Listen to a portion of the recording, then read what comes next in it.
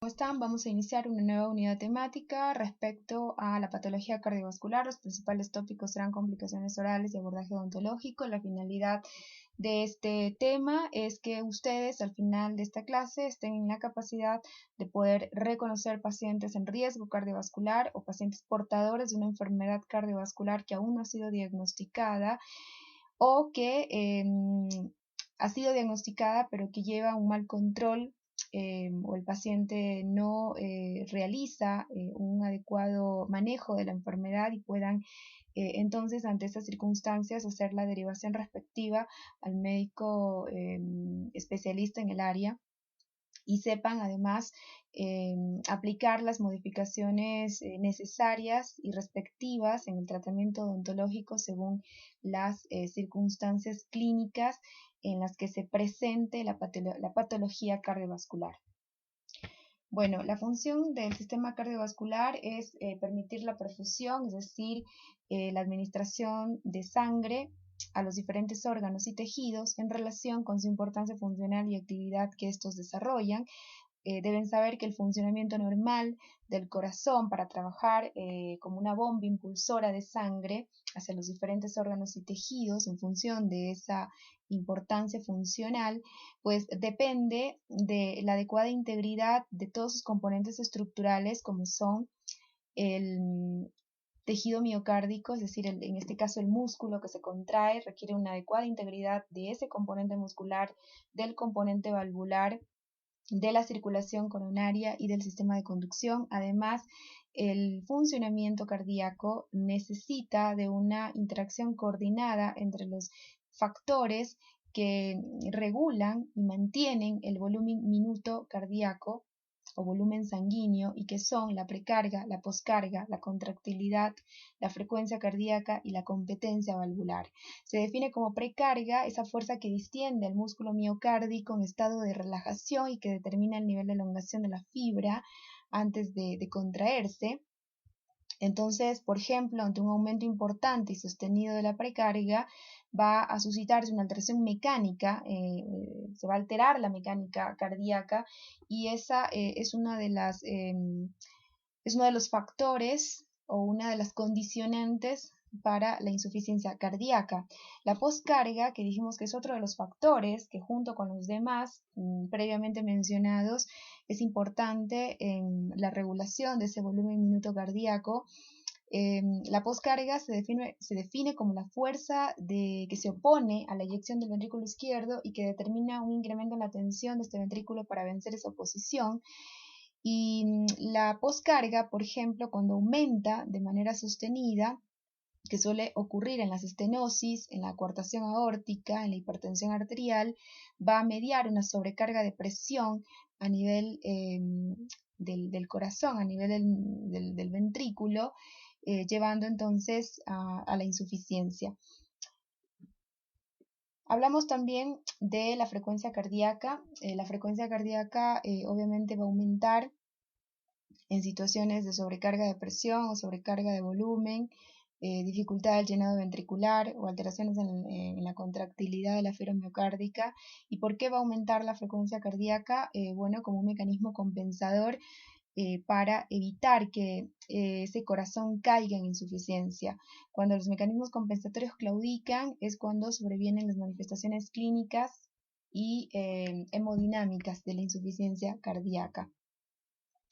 Entonces es importante comprender la fisiología cardíaca para entender la fisiopatología de los signos y de los síntomas que vamos a encontrar o detectar en pacientes con trastornos cardiovasculares. ¿Sí? Entonces no olviden que el corazón es una bomba que impulsa sangre a los diferentes tejidos y órganos en función de sus demandas o requerimientos, pero para ese adecuado funcionamiento necesita integridad estructural de los componentes que lo conforman, ¿sí? De las estructuras que lo conforman y requiere además pues, una interacción coordinada entre los factores que regulan ese volumen minuto cardíaco y que son, como les dije, la precarga, la poscarga, la contractilidad, la frecuencia cardíaca, la competencia valvular.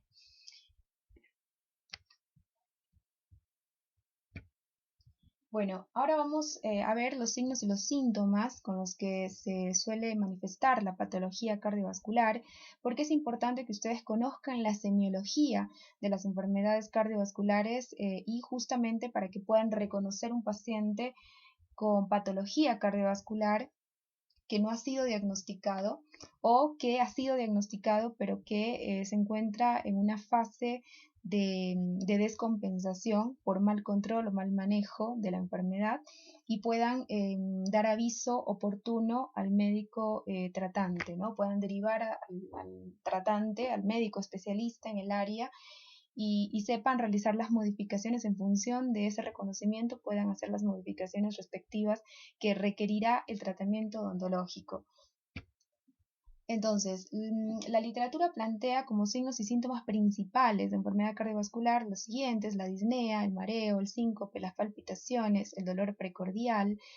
El dolor precordial, que es pues un síntoma característico de la cardiopatía isquémica. Las palpitaciones, síntoma característico de las arritmias, de las taquicardias. El síncope y los mareos, pues síntomas característicos de las arritmias, de la insuficiencia cardíaca, y la disnea, que es el síntoma inicial, de hecho, de la insuficiencia cardíaca. Otros síntomas y signos que podemos también reconocer en pacientes afectos cardíacos serán la cianosis, que como saben es la coloración azulada de la piel y de las mucosas, y que según su origen, sea esta central o periférica, su distribución va a cambiar. En los pacientes con insuficiencia cardíaca, básicamente insuficiencia cardíaca izquierda, vamos a reconocer cianosis a nivel facial, a nivel de mucosa bucal. No así en los pacientes con insuficiencia cardíaca derecha, que les caracteriza el acúmulo de líquido en el intersticio, los edemas, ¿sí? El edema es un signo también de la patología cardiovascular, lo vamos a encontrar en los pacientes con insuficiencia cardíaca, fundamentalmente insuficiencia cardíaca derecha e insuficiencia cardíaca global, cuando ambos ventrículos están claudicados. La tos, que la podemos reconocer en pacientes con afectación cardiovascular. ¿Qué tipo de afectación cardiovascular? Bueno, básicamente insuficientes cardíacos, y la tos que vamos a ver en este tipo de pacientes por patología cardíaca es seca e irritativa, a diferencia de la tos que usualmente vemos en los trastornos pulmonares, en las enfermedades respiratorias, que por lo general son o es un tipo de tos productiva predominantemente. La hemoptisis es un signo que pues lo vamos a encontrar sobre todo en las estenosis mitrales. Es más frecuente verlo en patología respiratoria. De hecho, la tuberculosis, el cáncer de pulmón, el edema agudo de pulmón, la hipertensión pulmonar, van a manifestarse con hemoptisis, así como también las bronquiectasias, un tipo de enfermedad pulmonar obstructiva crónica, y alteraciones de la diuresis, como la nicturia y la nocturia, vamos a poder encontrar, son síntomas que podremos pues recuperar de la anamnesis en pacientes con insuficiencia cardíaca congestiva. Los pacientes cardíacos que hacen insuficiencia cardíaca congestiva son fundamentalmente los pacientes con insuficiencia cardíaca derecha. Bueno, entonces vamos a ir repasando todos estos signos y síntomas, así los conocimientos se van fijando en ustedes. Es importante la repetición, aunque parezca redundancia. La disnea la vimos, es un síntoma, como ya saben, la vimos en el capítulo de signos y síntomas, la vimos en patología respiratoria, ahora la volvemos a ver en patología cardíaca, pues también es una manifestación de la patología cardíaca. Como les dije, es el síntoma inicial de la insuficiencia cardíaca, y como ya saben, se define como la sensación consciente y desagradable del esfuerzo respiratorio. Según su severidad, pues ha sido clasificada en 4 grados. La disnea grado 1 es aquella disnea que se presenta ante grandes esfuerzos. Disnea grado 2, aquella dificultad respiratoria que se presenta ante moderados esfuerzos o actividad normal. Disnea grado 3 es la dificultad respiratoria que se presenta ante mínimos esfuerzos. Y después tenemos la disnea grado 4, que es la disnea de reposo, ¿no? El paciente está en decúbito supino, está en posición pues en cama, acostado, en posición supina o decúbito dorsal y presenta dificultad para respirar, ¿no? Entonces, los pacientes con grados avanzados de disnea, que serían grado 3, grado 4, se ven obligados a adoptar la posición ortopnea para mejorar el ingreso de aire a los pulmones, ¿sí? Para poder sentirse mejor. Entonces, no olviden en los casos de disnea de grado mayor, grado 3, grado 4, que significan disnea ante mínimos esfuerzos y disnea de reposo, los pacientes no toleran la posición acostado. Por lo tanto, como lo vimos en patología respiratoria, un paciente que padece insuficiencia cardíaca, tienes que saber que manifiesta disnea, ¿sí? Es un paciente que padece disnea, tienes que evaluar el grado de la disnea y según eso hacer las modificaciones para el tratamiento odontológico. Un paciente con insuficiencia cardíaca, sea esta izquierda o sea esta derecha, o padezca en el peor de los casos insuficiencia cardíaca global, donde en este último caso estarían claudicados ambos ventrículos, tanto el izquierdo como el derecho, pues es importante valorar el grado de la disnea y según eso saber si lo vas a atender en posición pues sentado con la espalda recta o lo vas a atender en posición semi reclinado o si lo podrías atender en posición de cúbito dorsal. Todo va a depender del grado de disnea que presente un paciente que llega a tu consulta, a tu atención y que te informa en la anamnesis ser un paciente padecedor de insuficiencia cardíaca. Tienes que evaluar el grado de disnea. Las palpitaciones se definen como la percepción de la propia actividad cardíaca o de la distensión pulsátil de los vasos. Normalmente o naturalmente no somos conscientes de la propia actividad cardíaca o de la distensión pulsátil de los vasos, usualmente por acostumbramiento, por fatiga de las terminaciones nerviosas. Por lo tanto, para poder percibir la actividad cardíaca, los latidos cardíacos, la pulsación de los vasos sanguíneos, pues se necesitan estímulos de mayor intensidad o de mayor calidad, sobre todo de mayor intensidad. Y esto suele ocurrir obviamente en cuadros patológicos como las arritmias y o en situaciones de desequilibrio emocional donde aumenta la excitabilidad nerviosa. Entonces, un paciente que no padece patología cardíaca, pero que está viviendo una situación de ansiedad, de angustia, puede llegar a percibir su propio latido cardíaco. ¿Por qué? Porque aumenta la excitabilidad nerviosa debido a la inestabilidad emocional. Estas palpitaciones son referidas por los pacientes como sensación de golpes en el pecho al apoyar la cabeza sobre la almohada, o pueden ser referidas como sensación de que cesa la actividad del corazón, o pueden referirse como palpitaciones rápidas pero regulares de inicio y desaparición brusca, como ocurre en las taquicardias, o pueden ser percibidas también o referidas como latidos irregulares permanentes, como ocurre, por ejemplo, en un tipo de arritmia pues de grave o de mal pronóstico, como es la fibrilación auricular. Bueno, el dolor precordial es el síntoma principal del paciente coronario, es un síntoma que caracteriza a la cardiopatía isquémica, sea esta manifestada como angina de pecho estable, angina de pecho inestable o como insuficiencia aguda de miocardio. En cualquiera de las tres formas de cardiopatía isquémica, el paciente va a referir dolor precordial que tiene pues connotaciones, frecuencias e intensidades distintas en función del tipo de cardiopatía isquémica. Bueno, tienen que recordar que el dolor precordial también puede ser originado por otros trastornos, como trastornos respiratorios, enfermedades respiratorias, por ejemplo, el edema agudo de pulmón. la pleuritis o la pleuresía, el neumotórax pueden manifestar dolor precordial, por lo tanto puede también tener un origen respiratorio. Recordemos que en la clase de respiratorio también les comentaba que el dolor precordial puede tener origen gastrointestinal, puede ser generado por esofagitis, por úlcera gástrica, por pancreatitis. Y también puede tener un origen musculoesquelético por fracturas de la caja torácica o por procesos inflamatorios de los músculos respiratorios. Y también, obviamente, puede ser de origen cardíaco, ¿no? Entonces, ustedes ven que la etiología del dolor precordial es variable, de ahí que ante un paciente que refiere dolor precordial,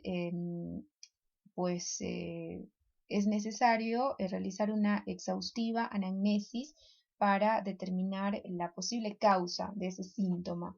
¿Cómo se refiere el dolor precordial? Como un dolor usualmente retroesternal que afecta especialmente el tercio inferior más que la zona central del esternón. Pocas veces es referido como un dolor precordial, es decir, hacia la izquierda de la línea media o hacia el epigastrio, y es un dolor que tiende a irradiarse al brazo izquierdo, al cuello, a la región posterior o nuca y a la mandíbula. Se han publicado casos de pacientes, por ejemplo, con dolor mandibular como única manifestación de la cardiopatía isquémica en ausencia de dolor precordial o dolor de pecho. El único síntoma era el dolor mandibular y se han publicado formas de dolor mandibular de origen cardíaco unilaterales y bilaterales.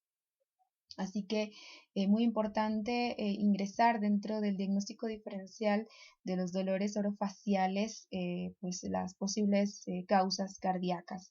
¿Qué debemos evaluar ante un paciente que refiere durante la anamnesis padecer dolor precordial, dolor de localización retroesternal o dolor que se refiere a nivel del brazo izquierdo, a nivel del cuello, a nivel de la mandíbula? Es importante evaluar la localización de ese dolor, la irradiación, la intensidad. La intensidad no tiene factor pronóstico. Sí, cuando se produce el paciente está sufriendo un evento de insuficiencia aguda de miocardio, la intensidad suele aumentar respecto a la angina de pecho. Pero lo más importante para determinar pronósticos es la duración del dolor precordial. Esa es la pregunta más importante para hacer ante un paciente que refiere dolor precordial, es la duración de ese dolor, ¿sí?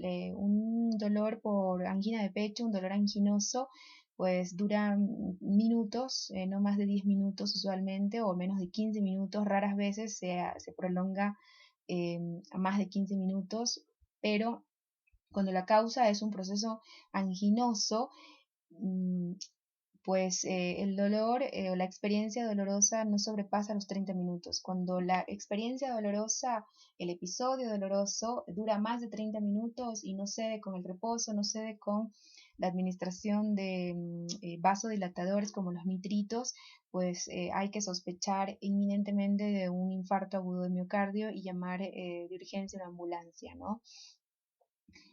Y además es importante cuando hacemos pues la semiología del dolor precordial o investigamos sobre este síntoma, es importante recabar sobre los factores provocadores exacerbantes del dolor que lo genera, que genera este síntoma, si se genera ante el esfuerzo o ante el consumo de alimentos, la distensión abdominal, la defecación, o ante el frío, por ejemplo, el estrés, las emociones, y qué factores o qué condiciones lo mejoran.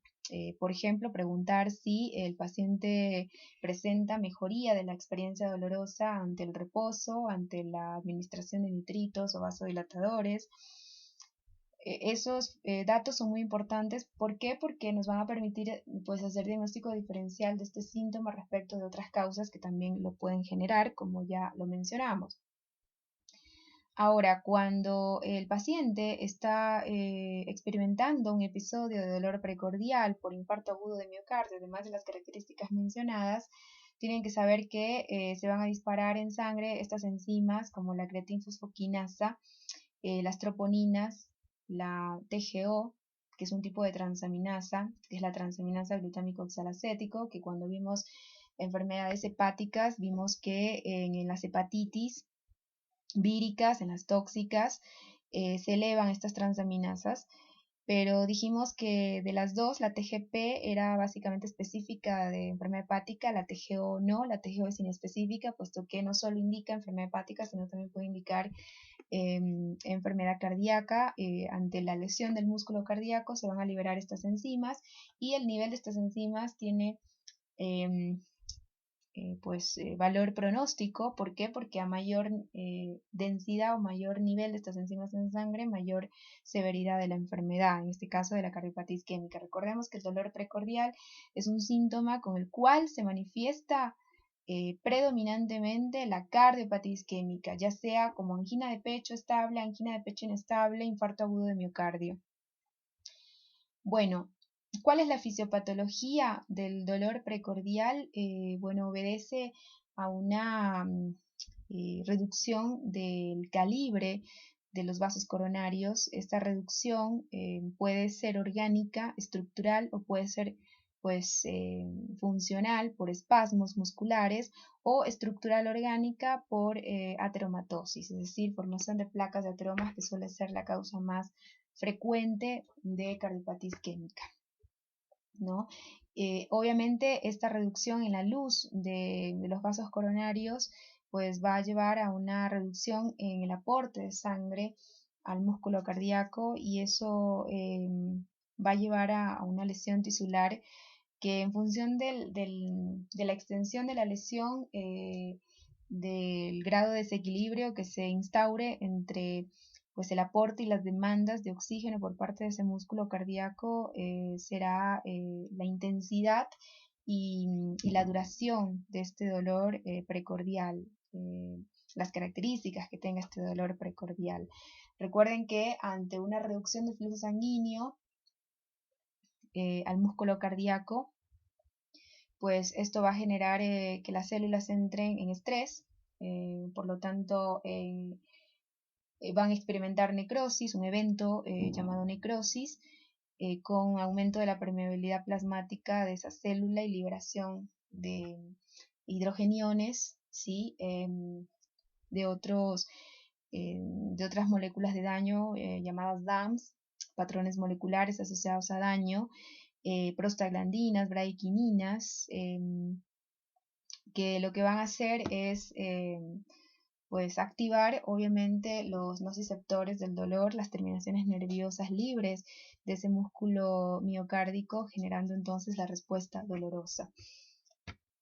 Bueno, los mareos son definidos como la sensación desagradable de inseguridad o inestabilidad momentánea, no acompañan pérdida de conocimiento, pueden ser resultado de patologías cardíacas y extracardíacas, o sea, no es un síntoma específico de la patología cardíaca, de ahí que también, al igual que el dolor precordial, un paciente que vive episodios repetitivos de mareos, tenemos que pensar en posible patología cardíaca, pero también pues indagar otras causas que pueden generar este síntoma, como el embarazo en el caso de las mujeres, como pues trastornos nutricionales, trastornos hematológicos, las anemias, se manifiestan usualmente con mareos, pero también la patología cardíaca se manifiesta con mareo, ¿sí? ¿Cuál es la fisiopatología de este síntoma? Evidentemente obedece a una disminución del flujo sanguíneo cerebral, pero es una disminución muy corta y muy leve del flujo sanguíneo, que no lleva o no implica la pérdida del conocimiento. Ahora, ¿en qué tipo de patologías cardíacas podemos podemos pues recabar este síntoma durante la anamnesis, por ejemplo, la insuficiencia cardíaca, ya que la insuficiencia cardíaca disminuye el volumen minuto cardíaco, ¿no? Entonces, una disminución del volumen minuto seguramente va a reducir el flujo sanguíneo cerebral. Bueno, la tos, dijimos que definimos a nivel de capítulo respiratorio, dijimos que la tos pues es un acto reflejo involuntario que pues implica la apertura bucal con inspiración forzada y con la finalidad de eliminar las secreciones contenidas en la vía aérea inferior. Ese es el objetivo de la tos. También puede ser la tos un evento pues controlado por la voluntad o inhibido por la voluntad en algunos casos. Ahora, cuando la tos es de origen cardíaco, ¿qué característica tiene? Bueno, tiene la característica de ser seca e irritativa, ¿sí? Dijimos que las laringitis, la serostomía también se manifiesta con tos de tipo seca e irritativa. Evidentemente, para pensar pues, en un origen cardíaco de un paciente que manifiesta tos, tienes que recabar otros síntomas, ¿sí? Reconocer otros signos a través del examen físico para poder ligar este síntoma llamado tos con patología cardíaca. Pero cuando es seca, irritativa, en presencia de otros síntomas que denoten patología cardiovascular, pues evidentemente debes pensar en que estarías frente a un cuadro de patología o de enfermedad cardiovascular. La tos de origen cardíaco tiene un comportamiento similar a la disnea, es producida por el esfuerzo, por las emociones, se exacerba con el decúbito dorsal, con la posición, ¿sí? Con la postura del paciente. ¿Y cuál es la fisiopatología de la tos de origen cardíaco? Bueno, obedece al edema alveolar y bronquial que se da en estos pacientes. ¿En qué tipo de pacientes o en qué tipo de afección cardíaca vamos a ver tos? En los pacientes con insuficiencia cardíaca. Bueno, el edema, ya saben que es un signo y hablamos sobre la fisiopatología del edema en el capítulo signos y síntomas y hemos mencionado muchas veces que la patología cardíaca se manifiesta con edemas. ¿Qué tipo de patología cardíaca va a manifestar edemas? Bueno, la insuficiencia cardíaca, fundamentalmente la insuficiencia cardíaca congestiva o derecha. Y el edema de origen cardíaco pues obedece a una serie de mecanismos compensadores que tienen que ver con la retención hidrosalina, con la retención de agua y sodio. Pues recuerden que en los pacientes con insuficiencia cardíaca al principio tratan de compensar, se activan varios mecanismos compensatorios para tratar de mantener el volumen minuto cardíaco sin que se presenten las manifestaciones clínicas y hemodinámicas de la insuficiencia.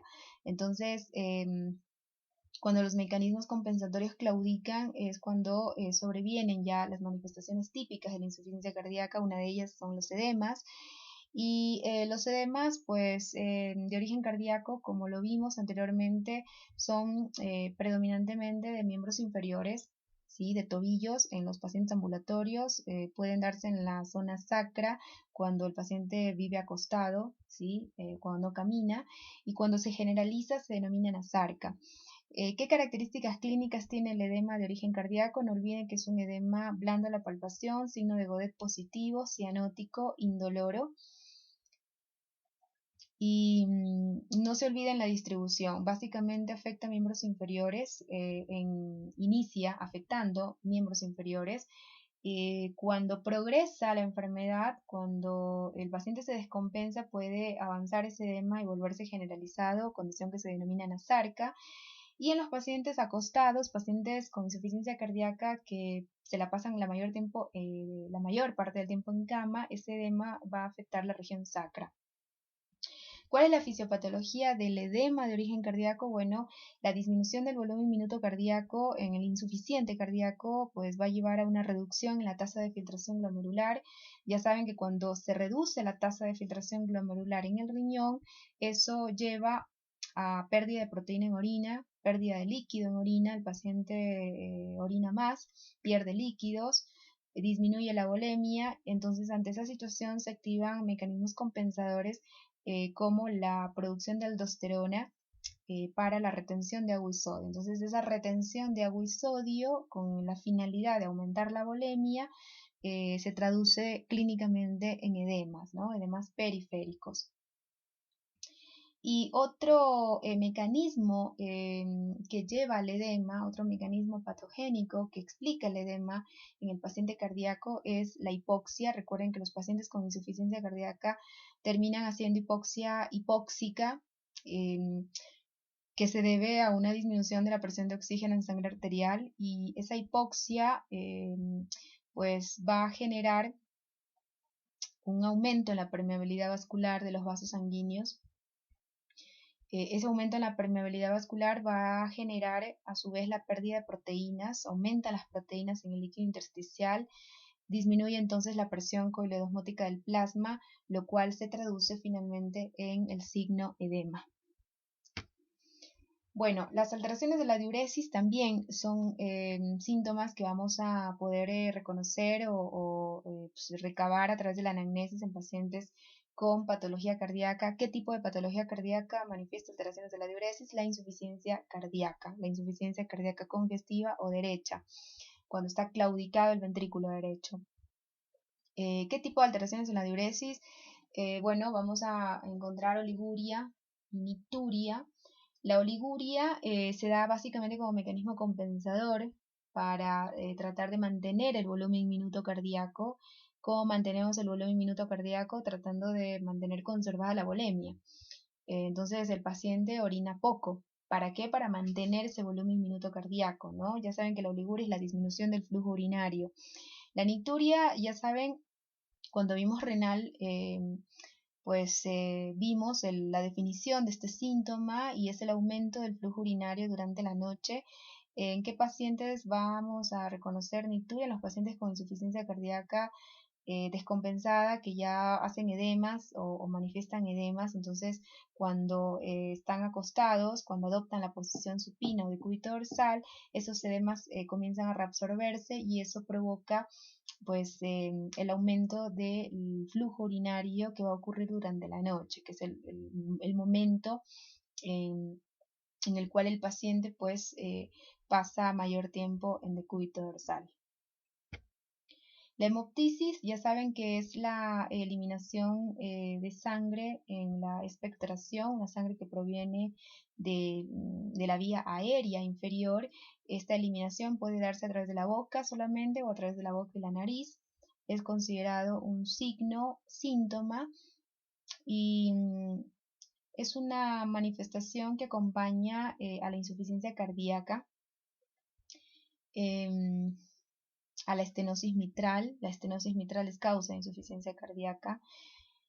También le va a ser causada fundamentalmente por enfermedades respiratorias, enfermedades pulmonares de la vía aérea inferior, como las bronquiectasias, el cáncer de pulmón, la tuberculosis, las micosis profundas que afectan al pulmón, como la paracoccidioidomicosis, también puede manifestar hemoptisis, el edema agudo de pulmón, el infarto pulmonar. De hecho, pacientes con insuficiencia cardíaca, pacientes con cardiopatía isquémica descompensada, aguda, pueden complicar con un edema agudo de pulmón durante la intervención odontológica. Entonces tienes que saber cómo se manifiesta un edema agudo de pulmón para poder reconocerlo, para saber qué hacer en ese momento y poder salvarle la vida al paciente.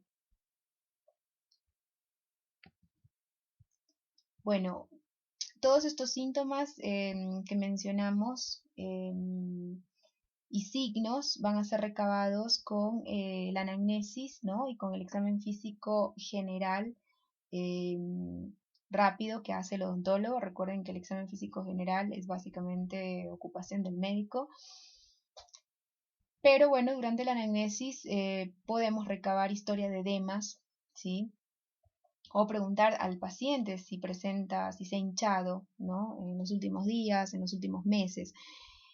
Dentro de lo que es el examen físico del aparato cardiovascular, lo que puede y debe hacer el odontólogo es dos cosas: el control del pulso y de la presión arterial. Es lo único para lo cual debe estar preparado el odontólogo respecto al examen físico del aparato cardiovascular. Es fundamental que en toda atención odontológica controle pulso y presión antes de iniciar un procedimiento odontológico y durante la primera sesión, que es la sesión en la cual realizas el diagnóstico y elaboras la historia clínica de ese paciente. Y más aún si reconoces signos y síntomas de patología cardiovascular, si el paciente presenta factores de riesgo para enfermedad cardiovascular, antecedentes familiares positivos para enfermedad cardiovascular, por ejemplo, hipertensión, es tu obligación controlar pulso y presión arterial al menos previo a iniciar un procedimiento odontológico o una sesión. Bueno, ¿cómo podemos adicionalmente, además de la semiología, cómo podemos reconocer a un paciente con enfermedad cardiovascular? Dijimos a través de los signos y los síntomas, pero también lo podemos reconocer a través de un minucioso interrogatorio para recabar antecedentes, ¿no? Antecedentes que tengan que ver con patología cardiovascular. ¿Qué tipo de antecedentes entonces necesitamos recabar durante la anamnesis? Bueno, todos los que están listados, pues obesidad, sobrepeso, ¿sí? Es importante para determinar sobrepeso calcular índice de masa corporal, como lo vimos en signos vitales y somatometría. Recuerden utilizar las calculadoras del CDC para evaluar índice de masa corporal y según eso saber si el paciente tiene un peso normal para su estatura o no. La obesidad o el sobrepeso son factores de riesgo de cardiopatía isquémica, pues aumentan el nivel de lípidos circulantes, ¿sí? Y son también factores de riesgo para hipertensión, como lo son las dislipidemias. Pues la dislipidemia, la hipercolesterolemia polarizada LDL, saben que es un factor de riesgo para ateromatosis. La diabetes mellitus, ¿por qué? Porque la hiperglucemia es tóxica para la pared vascular, lesiona los grandes vasos y los pequeños vasos, ¿no? La clásica microangiopatía diabética. Por lo tanto, va a ser un factor de riesgo la diabetes para ateromatosis, por lo tanto para cardiopatía isquémica y para hipertensión arterial. El sedentarismo también es un factor de riesgo de enfermedad cardiovascular. La falta de actividad física, la dieta alta en sodio es un factor de riesgo para hipertensión. El hábito tabáquico, pues el hábito tabáquico produce vasoconstricción y por lo tanto aumenta la presión arterial, ¿sí? Aumenta la frecuencia cardíaca. Las infecciones de garganta a repetición también es un antecedente importante a recabar, a indagar con el interrogatorio dirigido para ubicar a un paciente en posible riesgo de enfermedad cardiovascular. Recuerden que las infecciones amigdalares, faringoamigdalares por Streptococo beta hemolítico del grupo A, cuando son a repetición pueden mediar complicaciones llamadas postestreptocócicas, entre las que mencionamos la glomerulonefritis, y que es causa de insuficiencia renal, y la fiebre reumática.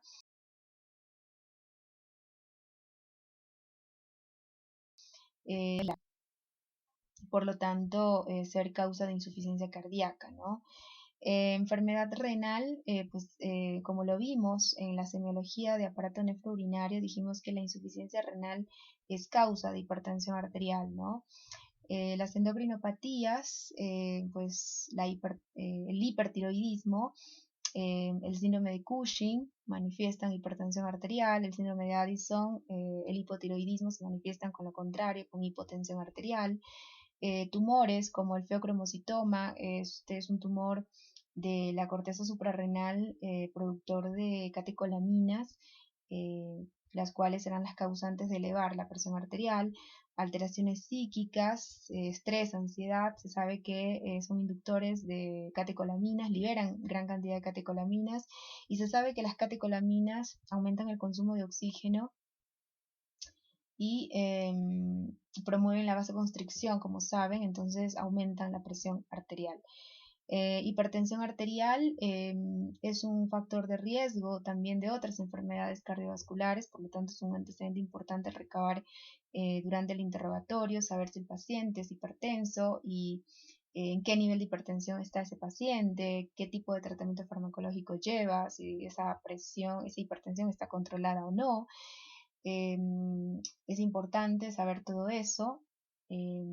Recuerden que la hipertensión arterial pues es causa de insuficiencia cardíaca izquierda sobre todo, y puede también llevar a la cardiopatía isquémica, ¿no?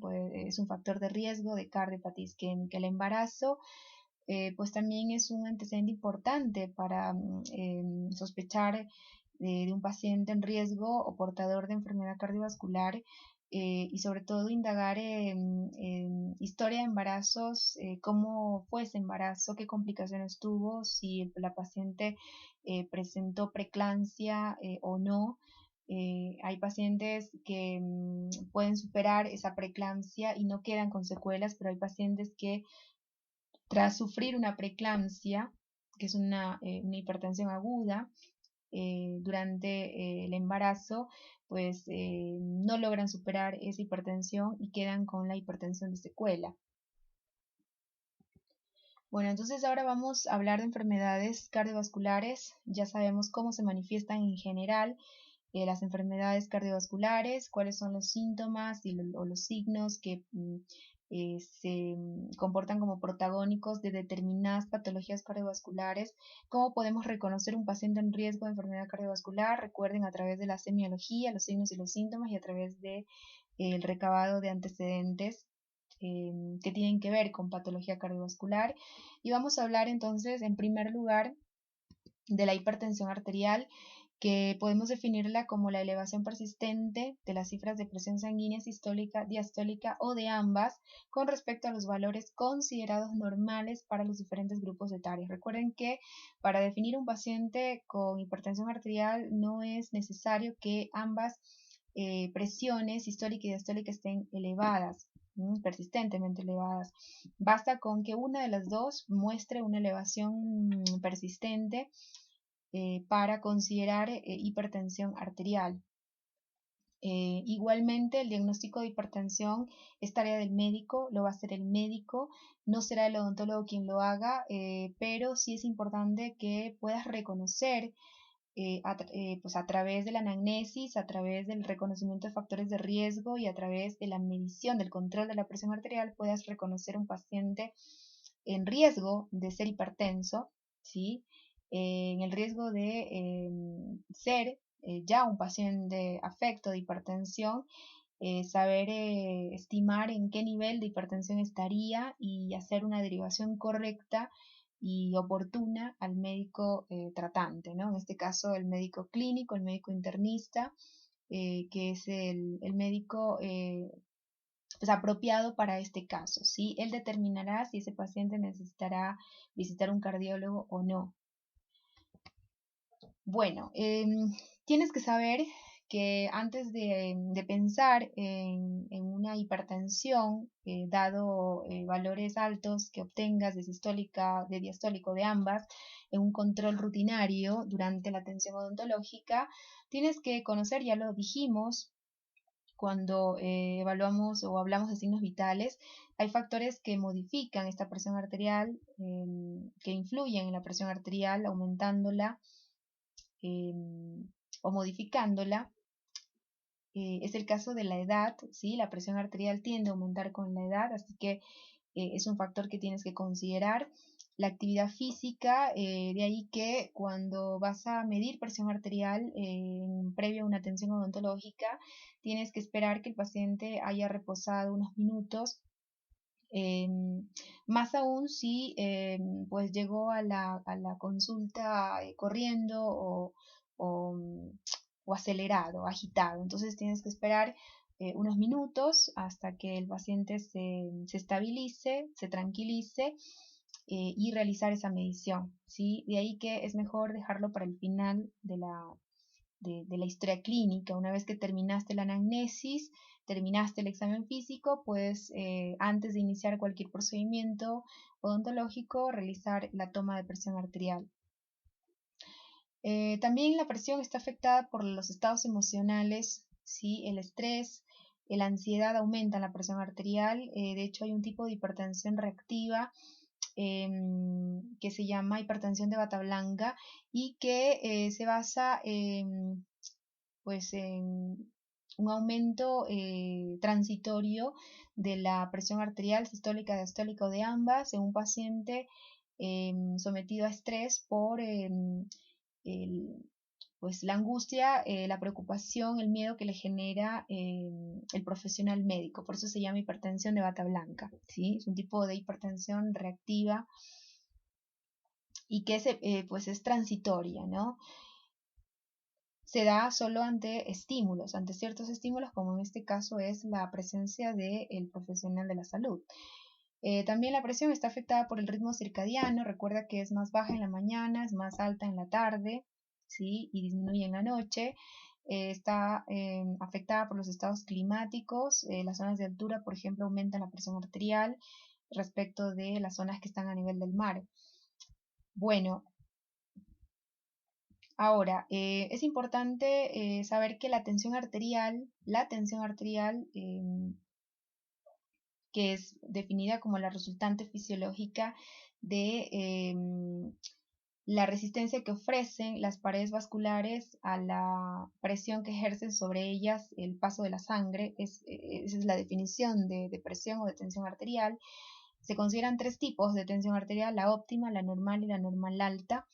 Cuando reconocemos tensión arterial normal alta, según la Sociedad Global Internacional de Hipertensión, valores de tensión normal alta son considerados prehipertensión. Una tensión arterial óptima se considera cuando la sistólica es menor de 120 y la diastólica menor de 80. Una tensión arterial normal es considerada con una sistólica menor de 130 y una diastólica menor de 85. Y una tensión arterial, pues como les dije, normal alta o prehipertensión cuando el paciente exhibe una sistólica que oscila entre 130 y 139 milímetros de mercurio y una diastólica entre 85 y 89 milímetros de mercurio. Bueno, ¿cómo diagnosticar hipertensión arterial?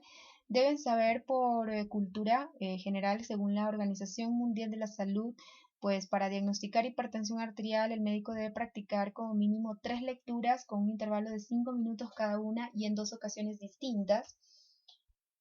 Así que en el caso de que ustedes durante un control de presión arterial obtengan valores elevados para la edad de ese paciente y habiendo ya descartado afectantes pues de presión arterial como los que vimos, el ritmo circadiano, habiendo descartado actividad física, estrés. Si la primera lectura te sale elevada para la edad del paciente, ¿qué tenemos que hacer en ese caso? Tenemos que hacer 2 mediciones sucesivas con intervalos de 5 minutos. Y si es posible, tomar en los dos brazos, en el izquierdo y en el derecho. Descartamos la primera medición y nos quedamos con el promedio de las dos últimas mediciones, ¿sí? Eso en una sesión. En función de los valores obtenidos, entonces decidiremos si es necesario que el paciente sea remitido a un médico especialista o no. Y decidiremos además, en función de los valores de presión obtenidos, si el paciente puede recibir un tratamiento odontológico definitivo o no, o solo procederemos a realizar control del dolor, manejo del dolor y control de la infección, es decir, solo aliviar la urgencia. Va a depender de los valores de presión. Entonces, según los valores de presión, los pacientes son categorizados en 4 grupos, ¿sí? Grupo 1, grupo 2 pueden ser sometidos a un tratamiento odontológico definitivo, mientras que pacientes en grupo 3 y grupo 4, según sus niveles de presión, que coinciden justamente con niveles nivel 2 y nivel 3 de hipertensión arterial, pues esos pacientes no pueden recibir tratamiento odontológico definitivo, estás obligado a diferir la cita, tienes que aplazar ese tratamiento, dejarlo para otra oportunidad y derivar al paciente a un médico. Y en caso de ser una crisis hipertensiva, que serían los pacientes con grupo 4, según sus niveles de presión, pues derivarlo a un centro de urgencias. Y solo si se trata de una emergencia odontológica, lo único que podrá hacer el odontólogo en esos casos será pues calmar el dolor, controlar la infección, ¿sí? Y citarlo para una sesión pues diferida, o sea, citarlo en otra oportunidad una vez que cuentes con el informe del médico, ¿sí? Y con el diagnóstico realizado por el especialista. Bueno, se consideran 3 tipos de hipertenso. Según la literatura, tenemos el hipertenso fijo o establecido cuando exhibe valores de tensión arterial permanentemente elevados, tanto de la sistólica, la diastólica o de ambos. El hipertenso lábil o reactivo, que es aquel paciente que eleva sus valores tensionales de sistólica, diastólica o de ambas ante un determinado estímulo, por eso es hipertenso lábil o reactivo, ¿no?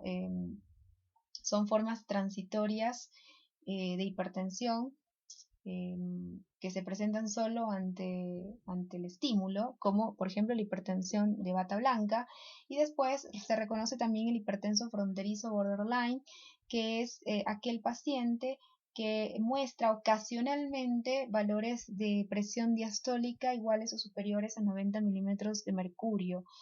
Entonces, son pacientes que la sistólica la reportan siempre normal, el problema está siempre en la diastólica, ¿sí? Y presentan valores de diastólica iguales o superiores, pero ocasionalmente aumentan esa presión sistólica a más de 90 milímetros de mercurio, pero la elevación es ocasional. Ese es el hipertenso fronterizo o borderline. De todas formas, esta clasificación no es considerada para el abordaje odontológico. ¿Cuál es la clasificación que vamos a adoptar para decidir el abordaje odontológico que haremos en un paciente hipertenso? Bueno, la clasificación previamente mencionada. Según los niveles de presión arterial, tenemos grupo 1, grupo 2, grupo 3 y grupo 4.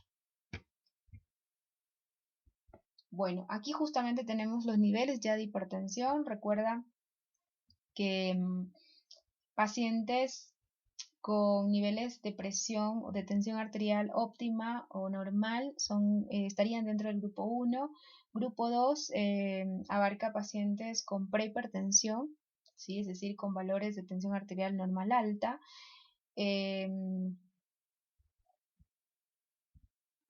El grupo 3 abarca pacientes con hipertensión nivel 2 y grupo 4 pacientes con hipertensión nivel 3. Grupo 2 abarca pacientes con hipertensión nivel 1 y el grupo 1 sería pacientes, hago una corrección a lo que les dije, los pacientes dentro del grupo 1 estarían aquellos que presentan historia de hipertensión arterial, o que presentan valores de tensión arterial normal alta o prehipertensión. Los que tienen prehipertensión estarían en el grupo 1 de pacientes hipertensos. Grupo 2, pacientes con esta categoría, hipertensión leve o nivel 1, que maneja estos valores de sistólica y de diastólica. Grupo 3, pacientes que tienen hipertensión moderada o nivel 2 con estos valores de presión sistólica y o diastólica o ambas. Y grupo 4 comprende aquellos pacientes con crisis hipertensiva, se considera una urgencia médica. Nivel 3 implica una sistólica igual o mayor a 180 y una diastólica igual o mayor a 110, ¿no? Recordemos el nivel 1 de hipertensión con sistólicas entre 140 y 159. Estaría el paciente en hipertensión leve o nivel 1 y diastólica entre 90 y 99 milímetros de mercurio. Basta que cualquiera de las dos presiones esté dentro de este rango para considerar al paciente hipertensivo a nivel 1. Nivel 2, cuando la sistólica oscila entre 160 y 179 milímetros de mercurio y la diastólica oscila entre 100 y 109 milímetros de mercurio. ¿Sí? El nivel 2 es considerado como hipertensión moderada. Bueno, respecto a la etiología, la hipertensión en el 90% de los casos ha demostrado ser idiopática, no se reconoce una causa desencadenante o que explique la elevación de la presión arterial, la elevación persistente de la presión arterial. Y después tenemos también las formas secundarias de hipertensión que solo se ven en el 10% de los pacientes. Ya saben que hipertensión secundaria pues obedece a causas reconocidas, ¿no? ¿Qué factores o qué situaciones pueden causar hipertensión arterial y mediar entonces una hipertensión secundaria? Como ya lo saben, lo vimos en el capítulo de nefrourinario, la insuficiencia renal es una causa de hipertensión arterial. Las enfermedades renales, el síndrome nefrítico, por ejemplo, ya la lesión de la membrana de filtración glomerular, aun cuando el paciente no esté todavía en insuficiencia, la lesión de la membrana de filtración, cuando adquiere cierto nivel, va a manifestar hipertensión arterial. Las enfermedades endocrinas, recuerden que el hipertiroidismo, el síndrome de Cushing, son causas de hipertensión, enfermedades neurológicas, pueden también causar hipertensión arterial. Recuerden que los factores que regulan el volumen minuto cardíaco y que dijimos que eran la precarga, la poscarga, la contractilidad, la frecuencia cardíaca, la competencia valvular, pues la interacción coordinada de todos esos factores está sujeta al sistema nervioso central, al sistema nervioso simpático y parasimpático y sustancias vasoactivas. Por lo tanto, un trastorno neurológico puede pues, generar efectos adversos en los valores de presión. ¿Por qué? Porque alteraría la coordinación entre estos factores mencionados que mantienen el volumen minuto cardíaco. Bueno, el embarazo también, recuerden, es una causa de hipertensión arterial. Cuando aumenta de manera aguda la presión arterial en la embarazada, se denomina preeclampsia y es una urgencia ginecológica. Y bueno, fármacos también, algunos fármacos pueden elevar la presión arterial. ¿Cuáles? Los que tienen efecto vasoconstrictor, ¿sí? Los vasopresores son causas de hipertensión, ¿no? Aumentan la presión arterial, todo fármaco que tenga efecto vasoconstrictor, ¿no? Que simule los efectos de las catecolaminas, de la adrenalina, la noradrenalina. Ahora, en la hipertensión secundaria, recuerden que generalmente el tratamiento de la enfermedad de base, de la enfermedad subyacente, podría llevar al control de la hipertensión o a la curación de la misma, es decir, a lograr la normalidad de los valores de tensión, tanto sistólica y diastólica, pero en otros casos no es así, es decir, por más que se controle la enfermedad de base, no se logra revertir la hipertensión, ¿sí? En la mayoría de los casos se logra, pero tienen que saber que en un porcentaje de casos, por más que controle el médico, por más que trate la enfermedad de base, no logra revertir la hipertensión, y es como lo que les contaba en la situación de preeclampsia. Mujeres que han sufrido preeclampsia durante el embarazo suelen quedar con hipertensión como secuela, por más que la situación haya sido pues corregida, ¿sí? La urgencia haya sido corregida.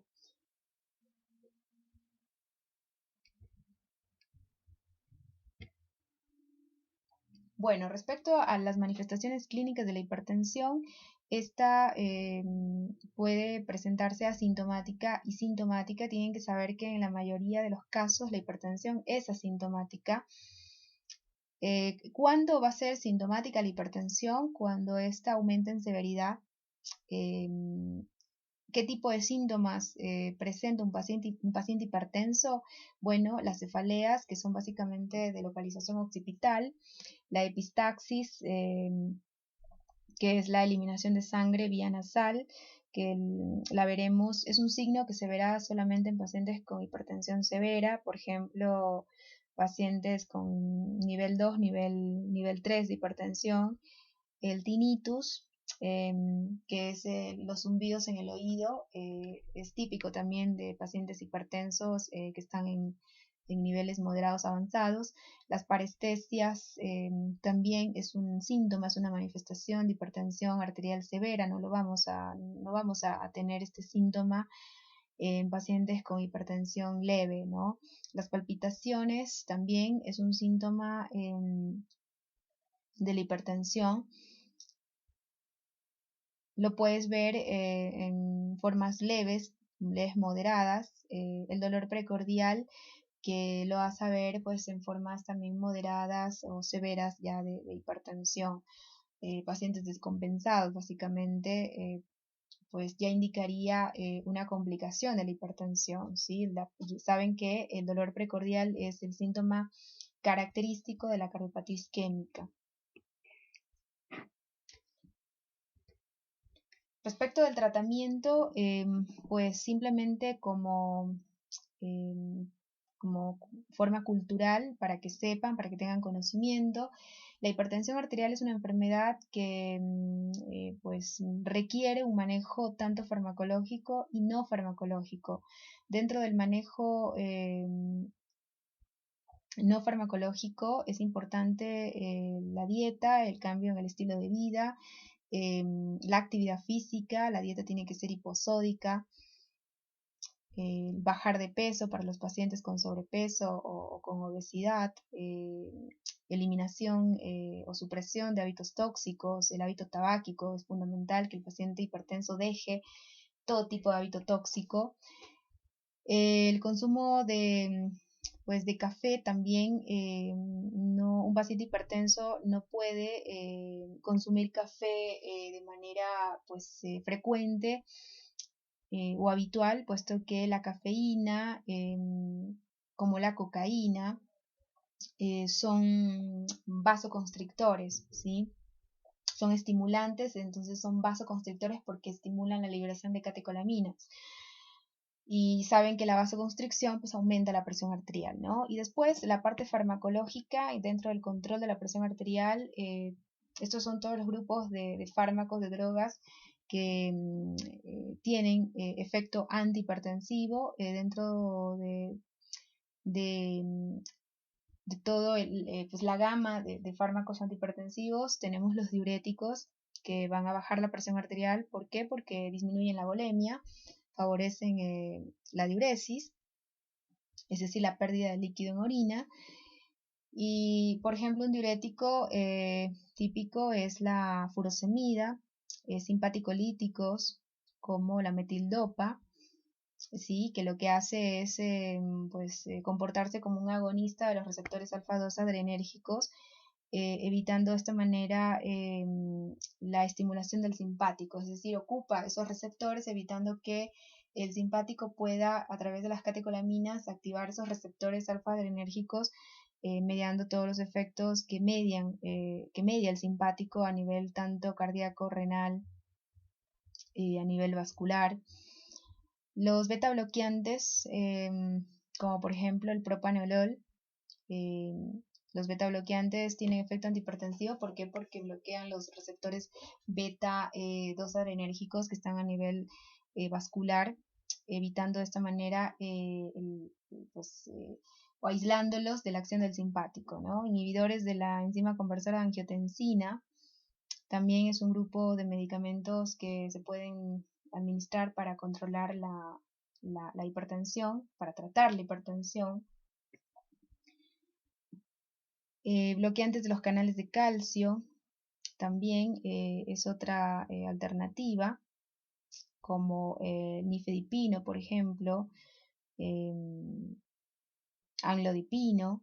los antagonistas de los receptores de angiotensina 2, como el losartán, por ejemplo, también es otra opción para el tratamiento farmacológico de la hipertensión arterial. La elección del tipo de medicamento pues va a depender del médico, eso queda a criterio del médico, y lo que tienes que sí saber es que estos fármacos, algunos de estos fármacos, sobre todo los diuréticos, los beta bloqueantes, tienen efectos adversos en cavidad bucal. Esos dos básicamente son causantes de serostomía. Y ya sabes las complicaciones que trae la serostomía, que son aumento en la incidencia de caries dental, desestabilización de las prótesis en los pacientes que portan prótesis porque son edéntulos totales. Entonces van a tener problemas de desestabilización de prótesis ante disminución de flujo salival.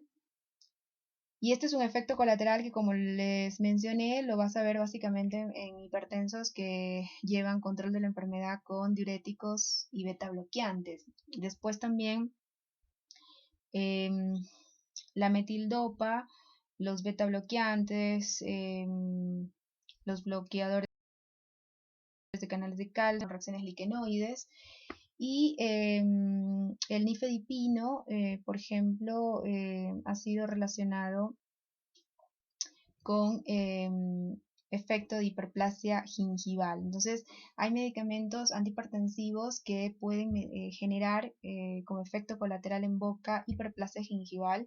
Hay otros que se los relaciona con serostomía y todas las complicaciones que trae asociada a la serostomía, que ya las conocen. Hay otros que están asociados con reacciones alérgicas, tipo lesiones liquenoides, que ya conocen cómo se manifiestan las lesiones liquenoides en la mucosa bucal. Y ante esa circunstancia, lo que tienes que hacer como odontólogo general es remitir al paciente a un estomatólogo para su manejo, para su abordaje, y que conjuntamente el estomatólogo con el cardiólogo de ese paciente o el médico clínico de ese paciente revisen la posibilidad de cambio de la medicación. Bueno, además, olvidaba, un detalle importante es que hay medicamentos antihipertensivos, fundamentalmente los diuréticos, que además causan náuseas, vómitos. Los beta bloqueantes también han sido asociados con hipotensión ortostática. Entonces, los medicamentos antihipertensivos pueden mediar pues una serie de efectos colaterales que pueden afectar también la intervención odontológica, por más que el paciente pues tenga una enfermedad controlada, ¿sí? Porque lleva tratamiento farmacológico, pero los efectos colaterales de la medicación, efectos adversos de la medicación, como serostomía, náuseas, vómitos y hipotensión ortostática, pueden influir en los tratamientos odontológicos, limitándolos. ¿Sí? ¿Por qué? Porque un paciente con náuseas y vómitos por medicación antihipertensiva te va a ser difícil tomarle una impresión porque se va a ir en vómito, ¿sí? El reflejo nauseoso está exacerbado en ese paciente.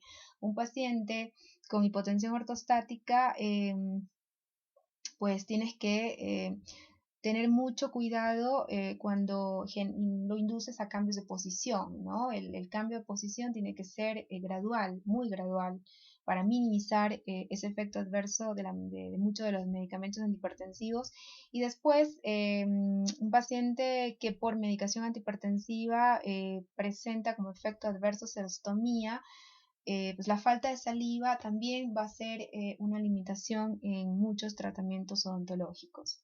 Así que requieren primero ser estabilizados con estomatólogo para que una vez que se haya normalizado el equilibrio de la microbiota bucal y se haya logrado un nivel de homeostasis, esté más compensado a nivel bucal ese paciente, puedas realizarle tratamientos netamente odontológicos.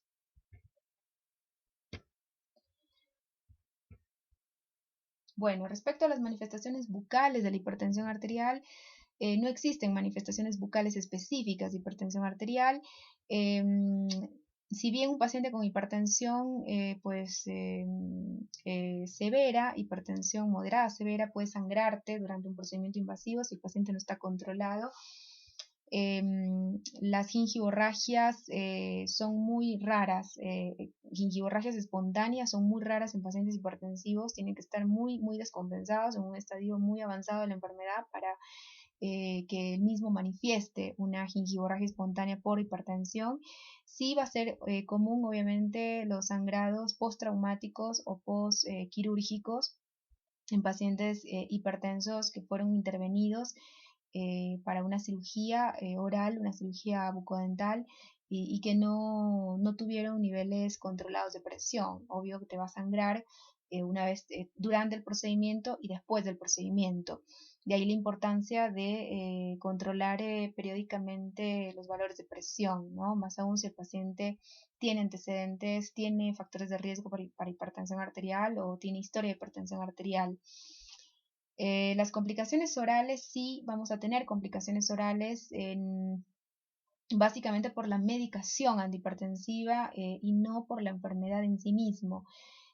Como les dije, la medicación antihipertensiva puede mediar complicaciones del tipo de la serostomía, hiperplasias gingivales, reacciones liquenoides, parálisis facial, y hemorragias gingivales que las vamos a ver en las formas severas de hipertensión arterial.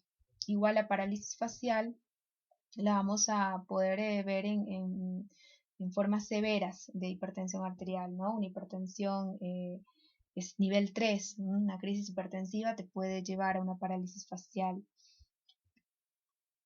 Bueno, esta es la clasificación del hipertenso para la práctica odontológica. ¿Sí? Es importante que en función de los valores de presión arterial vos clasifiques al paciente y determines si está en grupo 1, grupo 2, grupo 3 o grupo 4, porque de eso va a depender qué tipo de abordaje vas a realizar. Pacientes grupo 1, como les dije anteriormente, son pacientes con antecedente de hipertensión arterial o que presentan valores de presión normal a normal alta. Esos pacientes son grupo 1.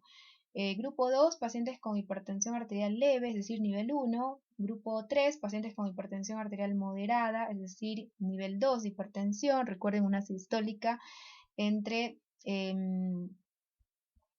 160 y 179 y una diastólica que oscila entre 100 y 109 para grupo 3 y grupo 4 son pacientes ya con hipertensión arterial severa o crisis hipertensiva. Recuerda, crisis hipertensiva o severa son pacientes que demuestran una sistólica igual o mayor a 180 y una diastólica igual o mayor a 110.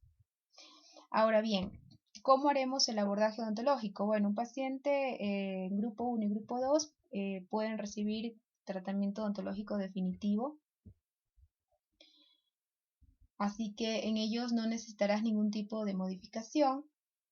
Importante, ¿qué situaciones tienes que considerar en grupo 1 y grupo 2? Que son aquellos pacientes, ¿no? Que pueden recibir tratamiento odontológico definitivo. ¿Qué consideraciones vas a tomar? Bueno, la concentración de la epinefrina, la concentración del vasoconstrictor en los cartuchos de anestesia, la dosis total de anestésico y pues la aplicación del anestésico. Primero, en cuanto a la aplicación, es importante que hagas aspiración antes de introducir el contenido del anestubo en una anestesia infiltrativa, sobre todo una anestesia troncular. Es importante que hagas aspiración para cerciorarte de que no deposites el anestésico directamente en la luz de un vaso, ¿sí? ¿Por qué? Porque los efectos del vasoconstrictor van a ser rápidos, ¿sí? Tienes que controlar concentración de epinefrina, la concentración del vasoconstrictor tiene que ser baja, tiene que estar bastante diluido. ¿Qué concentración vas a utilizar de epinefrina o de vasoconstrictor en el anestubo, en el anestubo de lidocaína? Bueno, una concentración de 1 en 100.000. Esa es la concentración que se utiliza para pacientes hipertensos, aún siendo pacientes controlados. ¿Cuáles son los pacientes hipertensos controlados o que no implicarían un riesgo en la atención odontológica? Los que están en grupo 1 y grupo 2, ¿sí? Y después, en cuanto a la dosis de anestésico, pues no superar los 5 anestubos en un paciente adulto, ¿sí? Ahora, para pacientes con hipertensión, con niveles de presión arterial que los clasifica en grupo 3 y grupo 4, en ambas circunstancias está totalmente contraindicado realizar tratamientos odontológicos definitivos. Lo único que se puede hacer es con analgésicos, antiinflamatorios del dolor, dar para la infección, ¿sí? Calmar el dolor, controlar la infección, es decir, te vas a limitar a administrar o recetar analgésicos, antiinflamatorios, antibióticos, y vas a posponer la sesión para un día próximo, una vez que cuentes con el informe y el diagnóstico del médico, ¿no?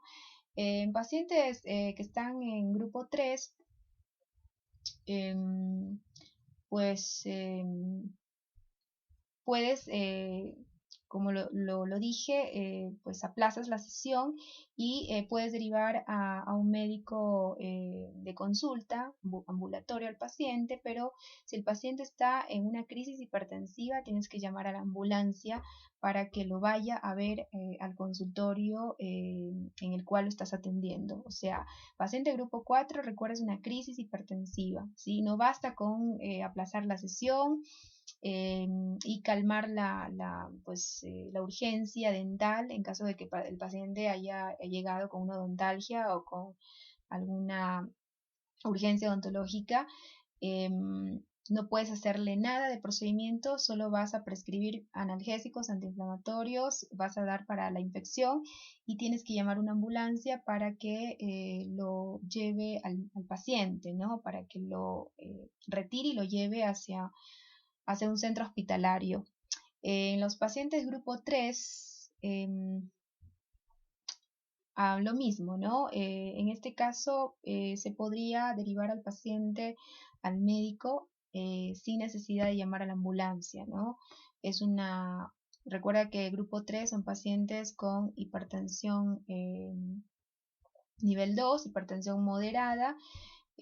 Por lo tanto, no es necesario que llames a una ambulancia en caso de reconocer un paciente con este nivel de hipertensión, pero sí es tu obligación pues no hacerle nada, detener cualquier procedimiento, posponerlo hasta que cuentes con el informe del médico.